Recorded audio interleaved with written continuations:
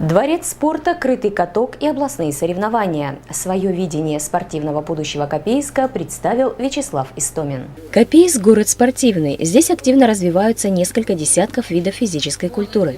В некоторых мы достигли выдающихся результатов, другие только пробиваются.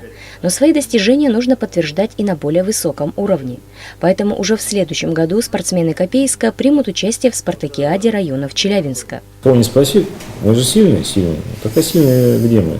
Бажова с Старокамышинском сыграли, вот друг другу там или моду набили друг другу в боксе, да, вот и кто сильный. А надо всегда немножко с другими соседями выяснять, с городами и областями. Вот сейчас мы сыграем, там, побегаем, попрыгаем в этой спартакиаде, сразу выяснится, как мы ассоциируемся. Может быть, там мы всех правим. Для достижения высоких результатов необходима тренировочная база.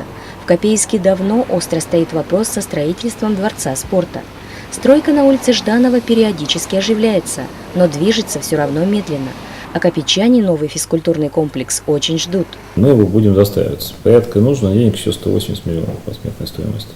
Моя задача эти деньги, опять же, выбить, найти, чтобы достроить. Но вот это одно из приоритетных начал. Мы не можем начать другое строительство, если мы здесь не закончим. В планах у нового главы и строительство крытой ледовой арены.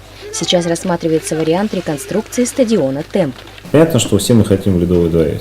Надо понимать, что у нас еще нет таких традиций, что ледовый дворец подразумевается профессиональную, более-менее профессиональную хоккейную команду. Поэтому мы начнем с обычного крытого катка, то есть есть технологии. Вот. Главное, чтобы это удешевить. Я рассчитываю в 25-40 миллионов вложиться для того, чтобы построить именно за год, построить этот каток, чтобы к следующему сезону у нас были готовы. Еще одним масштабным мероприятием обещает стать реконструкция стадиона «Химик». Дело это не очень затратное. Фактически для проведения областных соревнований необходимо сделать 6 или 8 беговых дорожек, футбольное поле и хорошую трибуну.